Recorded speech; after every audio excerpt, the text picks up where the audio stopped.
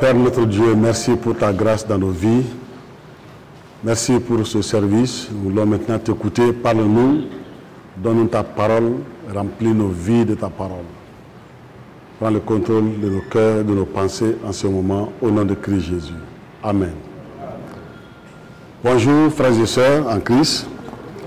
Nous voulons profiter de ce moment pour vous dire un grand merci pour vos soutiens dans la prière. Ça fait quelques dimanches, ce n'est pas un abandon en plein vol, mais les responsabilités nous obligeaient à installer 3 pasteurs. Dieu nous a aidés et la mission est terminée. Donc, continuons à prier pour les nouveaux pasteurs installés afin qu'ils percent dans leur ministère. Nous voulons aussi vous encourager à prier pour le village Habaladougou Kenyaba. Le district a confié ce village à notre église pour que nous installons, nous ouvrons une église là-bas. On a eu le terrain et la construction de l'église est en cours. Et le district aussi nous a donné un pasteur qu'on a installé, il s'appelle Barthélemy Munkoro. Et de juin à maintenant, il a déjà ouvert 3 lieux de culte dans 3 villages. Les villages environnants de Habaladougou Kenyaba. Alors, il s'est promené dans tous ces villages-là. Il est allé voir, se présenter au chef de village et on lui a montré des chrétiens. Et il les a organisés. Et ils sont nombreux dans ces villages. Donc, prions pour lui, encourageons-le à travailler. Et ayons toujours dans nos cœurs Habaladougou Kenyaba. Bien. Ceci dit, notre thème de l'année, c'est Jésus règne par la grâce, la vérité et la justice. Nous sommes arrivés à un point où nous avons dit que Jésus, qui est plein de grâce et de vérité, veut une société libre, prospère, dans la paix. C'est ça sa vision. C'est ce qu'il cherche. Et cette société, c'est l'Église. C'est toi, c'est moi. Aujourd'hui, je veux mettre encore l'accent sur la prospérité et la paix. La prospérité et la paix. Pour dire cela, le roi Jésus, sa vision, c'est de nous voir prospérer dans la paix. Parce que nous avons un Dieu prospère. Le roi Jésus est prospère. Et la prospérité caractérise son royaume. Son royaume est rempli de richesses pour ses citoyens. Et voilà pourquoi, depuis le commencement, il a créé d'abord la prospérité, ensuite il a créé l'homme et il lui a confié tout. Nous prospérons dans tous les domaines. Autrement dit, nous sommes prospères dans tous les domaines. Nous ne sommes pas dans le même domaine, dans la vie. Mais le domaine dans lequel tu vis, tu exerces ta vie aujourd'hui, tu es prospère dans ce domaine-là. Et il faut que tu mettes cette mentalité dans ta tête. Quelle est la volonté du roi Jésus pour toi et pour moi? Dans Proverbe chapitre 10, verset 22, la Bible déclare que c'est la bénédiction de l'Éternel qui enrichit. Et il ne l'a fait sur d'aucun chagrin. La bénédiction de l'Éternel. Nous sommes des bénis. Faites beaucoup attention. Quand quelqu'un vous dit, je vais te bénir, je vais prier pour toi, pour que tu sois béni, il ne faut pas accepter cela. Tu es déjà béni. Tu es déjà béni en Jésus-Christ. Où est-ce que tu vas chercher encore la bénédiction? Dieu t'a béni. Nous sommes des bénis. Et cette bénédiction que Dieu nous donne, nous a donné, alors nous enrichit. Fait de nous des riches. La richesse ici ne concerne pas l'argent seulement. Nous sommes riches dans tous les domaines. Dans tous les domaines de la vie. Partout où nous exerçons, nous sommes riches. Riches en fortune, riches en argent, riches en intelligence, riches en tout, c'est-à-dire dans tous les domaines.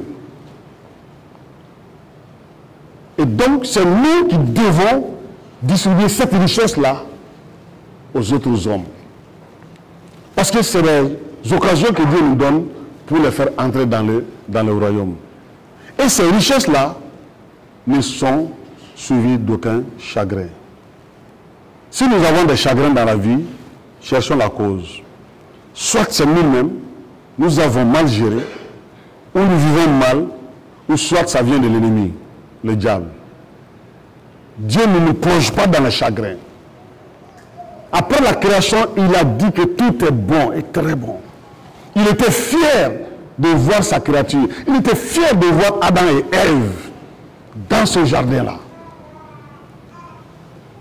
Il n'y avait pas de chagrin. Mais c'est l'ennemi qui est venu gâter tout.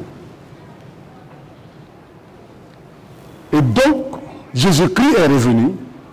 Il a créé de nouveau. Il y a eu deux créations. 2 Corinthiens 5, 17. Celui qui est en Christ est une nouvelle. Les choses anciennes sont... Toutes choses sont devenues nouvelles. Tu es recréé, je suis recréé. Pour nous remettre, nous restaurer dans la pensée originale de Dieu. Béni et riche. Et telle est la volonté de Oura pour nous. C'est pourquoi Jésus nous a donné le royaume.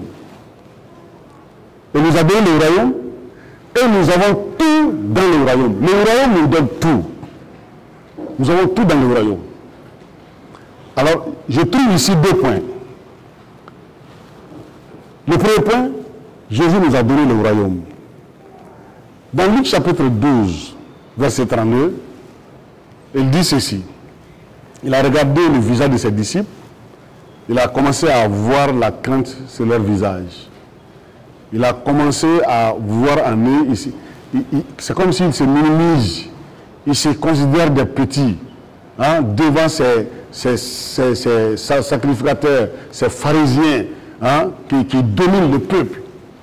Et il leur dit, ne crains point, ne crains point, petit troupeau. Comme pour nous dire, être en minorité n'est pas un problème. Dieu plus 1, c'est la majorité absolue. Dieu plus toi, c'est la majorité absolue. Dieu plus moi, c'est ça. Dieu plus Noé, c'était la majorité absolue. Et si tu as cette mentalité, si tu vis avec cette mentalité, tu ne te minimiseras jamais. Nous ne sommes pas la minorité au Mali. Nous sommes la majorité. Et c'est comme ça qu'il faut réfléchir, qu'il faut penser et qu'il faut parler. Car votre Père a trouvé bon de vous donner le royaume. Qui est monté au ciel pour dire au Père, donne-nous le royaume? Personne. Il a décidé souverainement dans son cœur. Et il dit que ça c'est bon. Mon fils descend, va leur donner le royaume, que j'ai trouvé bon à moi-même de leur donner le royaume. Ça, c'est la priorité de Jésus. Jésus, il dit, je suis venu avec le royaume pour vous le donner. Et c'est ce que j'ai reçu de mon Père. Je ne retournerai pas chez lui avec le royaume. Il m'a dit de vous le donner. Et mon Père vous fait confiance. C'est notre Père aussi. Regardez un tout petit peu. Ton Père ici, ton Père sur cette terre, il a travaillé pendant 40 ans. Il a bâti. Il a fait fortune. Il a construit une grande maison. Il a un champ. À un moment de la vie, il t'appelle, il dit, viens mon fils, ma fille. Voilà ce que j'ai pu bâtir dans ma vie. Et c'est pour toi.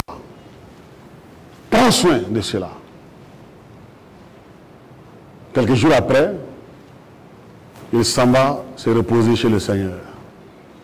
Et toi, tu te dis que la vie est belle, Tu commences à gaspiller tout ce que ton père a bâti en 40 ans. Tu commences à les piétiner. Tu commences à les détruire. Qu'est-ce que les voisins vont dire? Qu'est-ce que la société va te dire? Mais lui là, il ne vaut rien. Hein? Il regarde comment il a envie de gaspiller tout ce que son père a bâti. Il regarde comment il vit. C'est un vaurien. Jésus dit, mon Père a trouvé bon. Comme dans la création, il a trouvé bon de donner l'Éden à Adam. Et il lui a dit, veille, travaille, fais attention. Mais il n'a pas fait attention.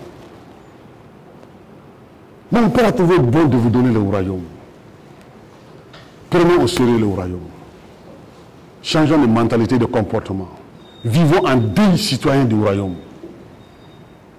Ne blaguons pas avec ce que Dieu le Père nous a donné. Il ne faut pas nous amuser avec cela. Le temps de l'amusement et des blagues, c'est fini. Le monde va de mal en pire. Le Seigneur est à la porte.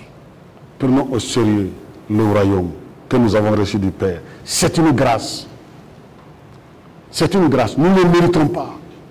Mais le Père a décidé de nous le donner. Il nous a fait confiance. Il nous faut remplir, satisfaire cette confiance de Dieu. Pour le jour où nous serons chez lui, qu'il nous dise, bon et fidèle serviteur, vous avez bien pris soin de mon royaume que je vous ai donné. Le royaume est une bénédiction. Je dis que nous avons tout dans le royaume. Et le royaume met tout à notre disposition. Je dis bien tout. Je dis bien tout. Tout ce que Dieu a créé, les airs, l'espace, dans l'espace, sur la terre, dans les eaux, sur les eaux, il a donné tout à Adam et Ève. Dominer, assujettir la terre, remplissez la terre. Nous sommes recréés de nouveau en Jésus-Christ, pour la même mission, pour dominer l'espace, pour dominer la terre, pour dominer les eaux. Tout ce qui se trouve dans le royaume, c'est pour nous. C'est pourquoi Jésus dit dans Matthieu 6, verset 33, et là, il a commencé cet enseignement depuis le chapitre 5. Et il commence à dire, heureux les pauvres en esprit.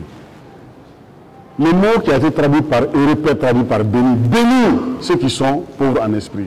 Béni, béni, béni, béni. C'est le même mot, heureux, heureux, heureux. Et il enseigne cela, il vient, il rentre dans les besoins de la vie. Et il dit, les besoins de la vie tels que le manger, à boire, se vêtir, le logement, ceci, cela, ne doivent pas être l'objet d'un quelconque souci chez vous. Car ce sont ces choses que les païens recherchent d'abord. Nous ne sommes pas des païens. Tu n'es pas païen, je ne suis pas païen. Nous sommes des enfants de Dieu, les citoyens du royaume. Celui qui croit en Christ n'est plus païen. Et Jésus dit que ce sont les païens qui cherchent ces choses. Mais il dit, quant à toi, citoyen du royaume, quant à moi, citoyen du royaume, cherchez premièrement le royaume et la justice de Dieu. Et toutes ces choses qui sont citées là-bas, les besoins de la vie, ces choses-là seront données par-dessus tout.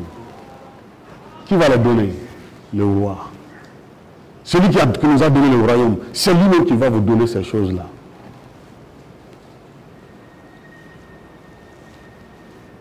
Et le plus important maintenant, c'est quoi? C'est le royaume. Ça, c'est la priorité de Christ. La priorité de Christ doit être notre priorité. Nous ne devons plus avoir une autre priorité sur la terre. Ça, je vous le dis. Si tu as une autre priorité sur la terre que la priorité de Christ, tu vas rater la vie. Tu vas rater la vie. Voilà pourquoi parmi nous, beaucoup ne sont pas satisfaits dans la vie. Nous travaillons nuit et jour, mais nous ne sommes pas satisfaits. Nous ne sommes pas heureux de ce que nous avons dans nos mains. Parce que notre priorité n'est pas la priorité de Christ. Parce que nous ne sommes pas dans la dynamique du roi. Christ a dit, le royaume, c'est ma priorité. Le royaume doit être la priorité de chaque chrétien, de l'Église.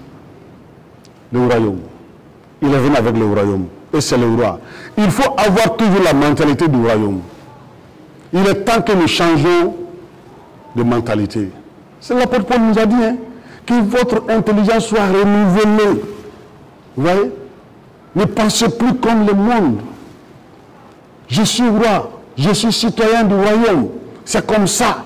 J'appartiens à Christ. Donc nous devons changer de mentalité et se comporter en vrai citoyen du royaume.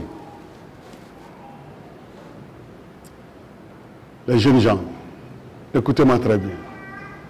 Vous voulez vivre comme les autres jeunes du monde, faire la belle vie comme eux. Allez-y. Ils ont dit tout sur le jeune homme, fais tout ce que ton cœur désire. Mais Dieu t'appellera en jugement. Mais tu vas rater le royaume. Tu vas rater le royaume. Tu n'es pas du monde. Tu n'appartiens pas au diable. Tu appartiens au roi. Vis comme le roi. Sois un citoyen digne de ce roi-là, ce royaume-là. Aujourd'hui, nous devons encore repenser notre vie sur la terre. C'est possible d'avoir tout ce que tu désires. C'est possible.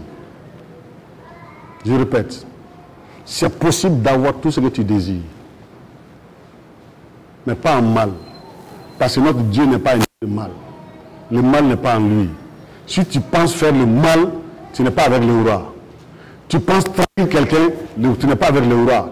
Tu penses voler, tu n'es pas avec le roi. Tu penses tuer pour t'accaparer de biens de quelqu'un, tu n'es pas avec le roi.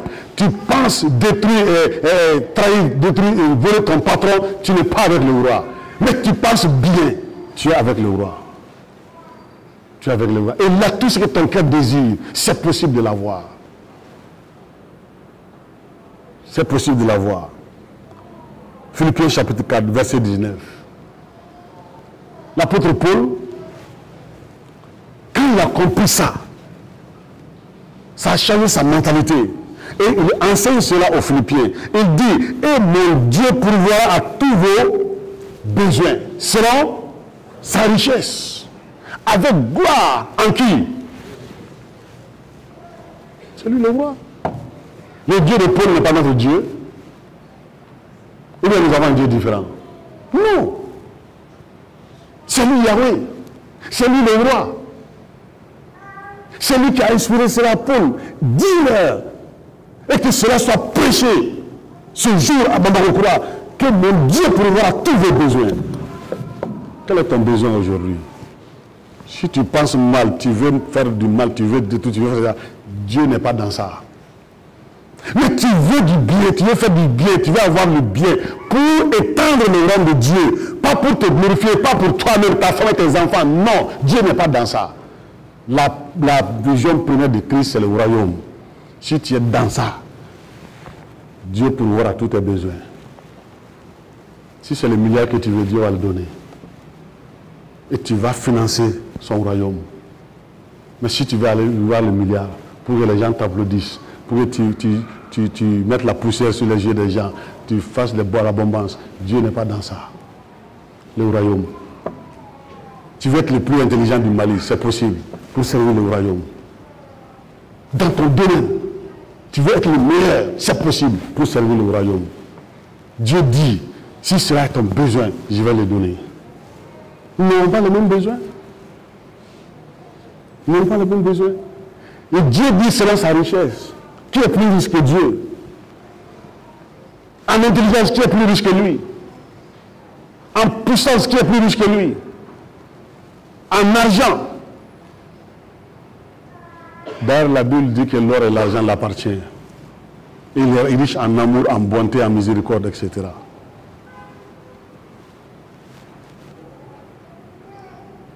Il va te donner tes besoins pour sa gloire en Jésus-Christ. C'est pourquoi, oui, c'est possible, si tu rentres dans la pensée du roi. La pensée du roi, c'est quoi? C'est le royaume. Il est venu avec le royaume, il nous a donné le royaume, et il nous dit cherchez le royaume. Cherchez le royaume. c'est comme si un père construit une maison, il remplit l'intérieur de la maison avec de belles choses, et il appelle son fils et lui donne la clé. J'ai construit cette maison, c'est pour toi, voici la clé. Alors, va voir. Tu viens, tu regardes la maison, tu contournes la maison, tu dis, ah papa, non, c'est très joli, la peinture est très, c'est joli, c'est ceci, cela. Mais tu ne rentres pas dedans. Et tu viens à la maison, tu dis, papa, merci papa, c'est une très belle maison. Et tu t'arrêtes là. Le vieux commence à garder sa tête. Est-ce qu'il est rentré dedans? Parce que s'il était rentré dedans, je suis sûr, ce qu'il allait voir là-bas, il allait me dire, papa, merci pour ça, merci pour ça, merci pour ça. Parce que depuis le garage, il y avait une nouvelle voiture. Tu n'es pas rentré là-bas. Dans le salon, tout était, ça dit qu'un salon moderne, idéal. Tu mets les pieds à la porte, les vitres s'ouvrent. Puisque tu n'es pas rentré là-bas, tu n'as pas vu l'intérieur. La chambre, le lit qui était là-bas, tu appuies sur le bouton, le lit commence à tourner avec toi. Puisque tu n'es pas rentré là-bas. Vous voyez?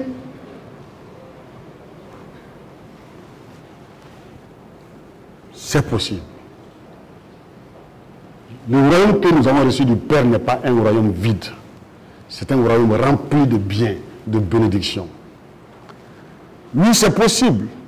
Si tu as accès au royaume, l'important ici, c'est accéder au royaume. Tu as la clé. Jésus a dit, je vous donne la clé, les clés du royaume. Ouvrez, rentrez dedans, fouillez dedans. C'est pour vous. Tout ce que vous allez trouver, c'est pour vous. Oui, c'est possible.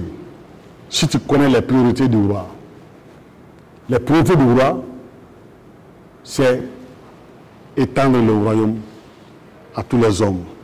Si tu es un citoyen du royaume, toutes ces choses sont à toi. Jésus dit, ne t'inquiète pas si tu cherches le royaume. Mais si tu ne cherches pas le royaume, tu vas t'inquiéter. Tu vas dire, ah, je ne peux même pas payer ma maison ce mois-ci. Écoutez très bien. Un enfant de Dieu. Tu es la fille, le fils du roi. Toi, tu n'arrives pas à payer ta maison sur cette terre. Est-ce que tu es dans la mentalité du roi? Je vous dis ce que le roi même a dit. Et c'est possible. Si ce n'était pas vrai, il n'allait pas me le dire. Je ne les invente pas. C'est la parole de Dieu. L'essentiel, c'est d'accéder au royaume. Mettre le royaume au-dessus de tout. Celui qui a le royaume est prospère. Il manifeste la prospérité. Il ne cherche pas la prospérité, il le manifeste. Comment se fait-il que toi, ton père est riche? Pas plus. Hier, tout près, quelqu'un m'a envoyé une vidéo. C'était deux jeunes garçons, un blanc et un noir.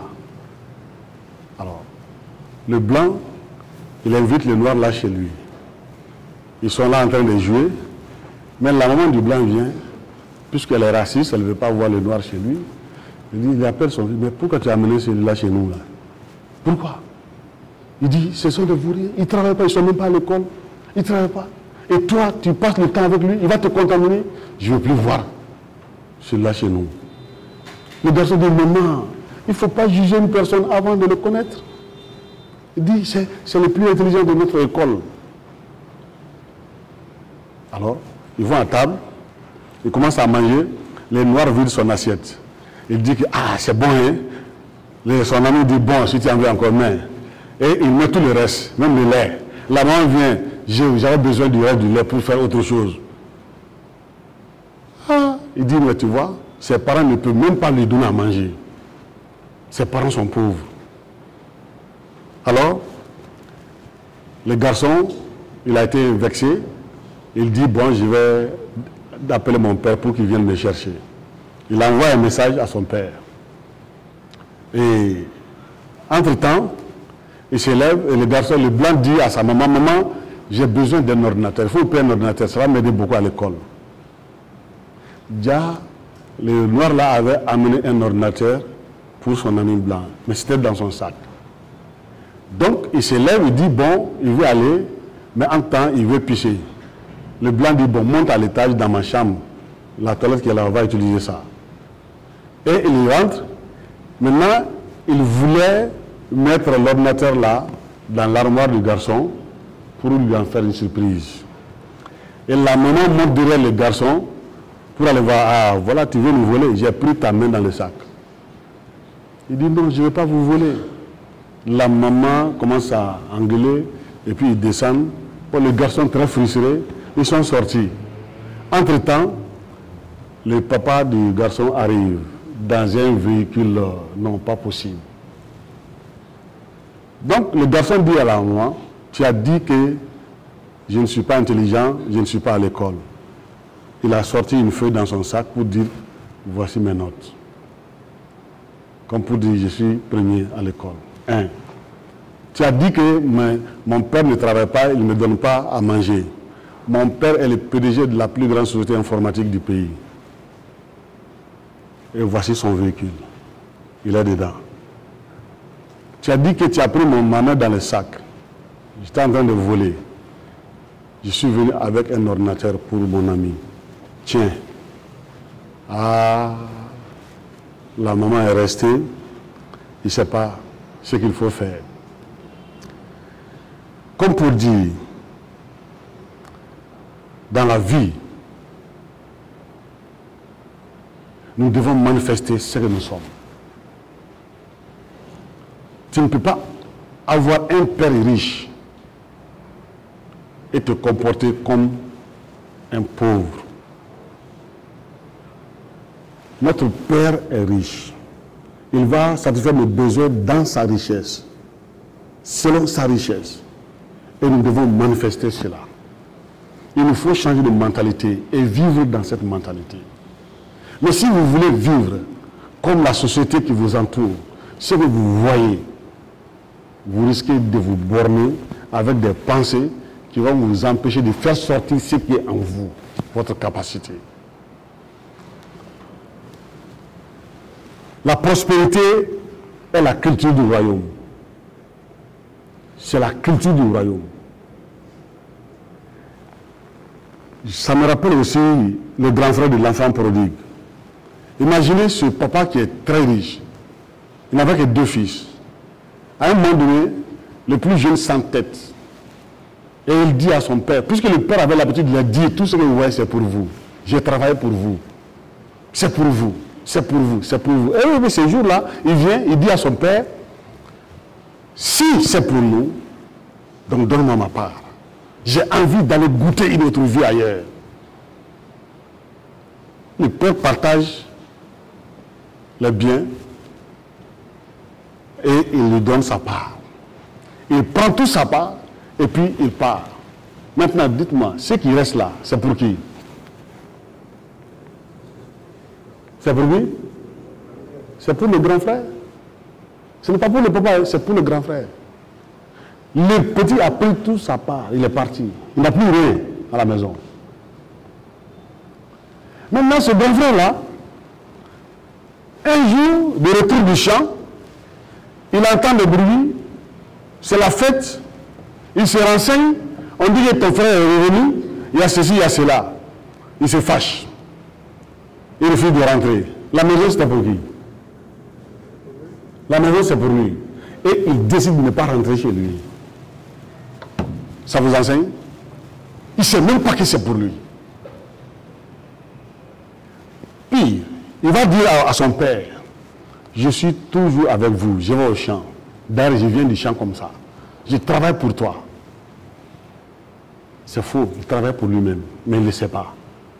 Tu ne m'as jamais donné un mouton pour que je mange avec mes amis. Tous les moutons qui sont dans la maison, c'est pour qui? Il ne sait même pas que c'est pour lui. S'il avait pris un mouton un jour et qu'il ne peut pas dire non, laisse ça, ça c'est pour moi. Il allait dire au père non. Tu as dit que tout est pour nous, tu as donné à mon frère sa part. Tout ça c'est pour moi. l'ignorance. Il est riche, mais il est ignorant. Tel est le comportement de beaucoup d'enfants de Dieu aujourd'hui sur cette terre. Nous sommes riches, mais l'ignorance. Jésus-Christ a dit, ce n'est pas le diable qui peut détruire mon église, ni l'enfer, ni les démons, ni les hommes, aucun système, mais l'ignorance. L'ignorance détruit mon peuple. Changeons de mentalité. Connaissons la parole de Dieu. Je ne suis pas un pauvre sur cette terre. Tu n'es pas un pauvre. Parce que Dieu est mon Père. Il m'a donné le royaume. Et le royaume est rempli de belles choses, de bonnes choses. Et il a mis en moi des capacités qui me permettent de prendre, de posséder. C'est pourquoi il va dire, cherchez premièrement. Chercher. Qu'est-ce que signifie chercher? Ça signifie quoi? Chercher, ça signifie s'efforcer de trouver. Tu t'efforces. Ça veut dire que dans le royaume, Dieu n'a pas besoin d'un paresseux. Le paresseux ne fait aucun effort. Il veut tout recevoir sur son lit. C'est ça le paresseux. Non, Jésus dit, lève-toi, cherche. Cherche. Il faut trouver. Il faut découvrir. Il faut bouger. Chercher, ça veut dire qu'il faut bouger. Nous, on ne veut pas bouger. On est bloqué dans nos mentalités. Et on accuse toujours les autres. Si je suis comme ça, c'est à cause d'un tel. C'est à cause d'un tel. C'est à cause d'un tel. C'est pas vrai. Tu es paresseux. Tu refuses de chercher. Chercher, c'est s'appliquer à obtenir quelque chose. Viser à avoir en vue. Tu t'appliques. En s'appliquant, tu mets ton intelligence en travail et tu cherches des voies et moyens. Tu ne fais pas comme les autres, tu essaies de dépasser les autres, tu te dépasses. Chercher, c'est explorer. Chercher à connaître. Quand tu cherches, tu trouves, tu possèdes, tu peux connaître aussi. Cherchons la connaissance, les amis. Cherchons la connaissance. La connaissance, c'est la source de toute connaissance. Toute connaissance. Je vous ai dit ça ici. Dans la création, toutes les sciences sont dans la Bible. Leur source, c'est la Bible. Et le secret, c'est dans la Bible. Et la connaissance, ça commence par la théologie et ça se termine par la théocratie. C'est Dieu qui règne, c'est Jésus qui règne, c'est le roi. Tous ces autres systèmes de gouvernance sont venus des hommes. Dans le royaume, c'est Jésus qui règne. Et il t'a donné le règne. Il te demande de régner. Chercher, c'est tout faire pour, pas en mal, mais en bien. Mettre tout en œuvre pour obtenir. Tu fais pression sur toi-même. Tu te lèves. Tu bouges. Tu réfléchis. Tu dors peu. Tu travailles. Aujourd'hui, nos enfants ne veulent pas travailler à l'école. Ils sont des paresseux. Pourquoi? Nos enfants doivent être les meilleurs à l'école. C'est pourquoi Jésus va dire, dans Matthieu 11, 12, depuis le temps des Jean Baptiste jusqu'à présent, c'est très important, jusqu'à présent, depuis le temps de Jean-Baptiste jusqu'à présent, le royaume des cieux est forcé et ce sont les violents qui s'en emparent. Si tu ne veux pas faire violence sur toi-même, le paresseux ne fait jamais violence sur lui-même. Tu te laisses emporter par le désir de ta chair, par les pensées mauvaises qui viennent en toi. Tu veux faire comme les autres, tu vas rater le royaume. Mais Jésus dit, fais violence sur toi-même. Ne cherche pas à faire comme les autres tout le temps. Tes désirs qui vont t'amener dans le péché, dis à ta chair, non, tu ne feras pas ça. Parle à toi-même. Je t'interdis ça, tu ne feras pas ça. Moi, j'ai le royaume, je veux le royaume, je cherche le royaume, je ne veux pas rater mon royaume. Mais nous voulons vivre comme nous voulons, nous voulons faire tout ce que nous voulons. Et dire encore que nous voulons avoir tout, ce n'est pas possible. Il faut faire violence sur toi-même. Il faut refuser des choses. Il faut te lever, il faut te battre. Quand tu rentres dans un pays, tu dois chercher à connaître le pays. Si tu viens au Mali, tu veux connaître le Mali, tu te lèves, tu te promènes. Tu vas faire toutes les régions. Tu vas comprendre qu'il y a un désert au nord. Tu vas voir le sable du Mali. Tu vas comprendre que nous avons une chaîne montagneuse qui commence en Guinée et qui va jusqu'à Koulikoro. Tu vas comprendre que nous avons deux grands fleuves, le Niger et le Sénégal. Tu vas comprendre notre faune, notre flore. Tu vas comprendre les animaux qui sont là. Tu vas comprendre notre or, les richesses qui sont dans le sous-sol. Tu vas comprendre qu'au Mali, il y a tel nombre de langues, tel nombre d'ethnies. Tu vas comprendre que nous avons 1242 km. Parce que tu bouges, tu cherches. Et là, tu peux écrire. Tu découvres, tu trouves une connaissance. Le roi nous a été donné, rempli de bonnes choses pour nous. Nous sommes assis, paresseux. On ne fait rien. Le monde est en train de nous commander. Pourquoi? Pourquoi? Parce que nous sommes ignorants. Jésus n'a pas dit de chercher la religion, ni l'église. Il a dit de chercher le royaume. C'est pourquoi il dit dans Matthieu 7,7, demandez et l'on vous.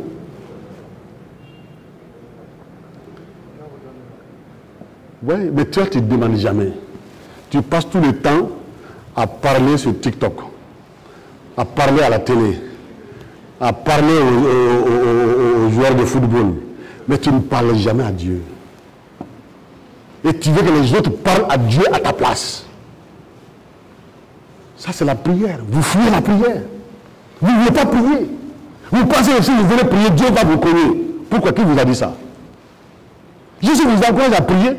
Demandez, on vous donnera. Et on demande avec la bouche. Combien de mots tu prononces en 24 heures?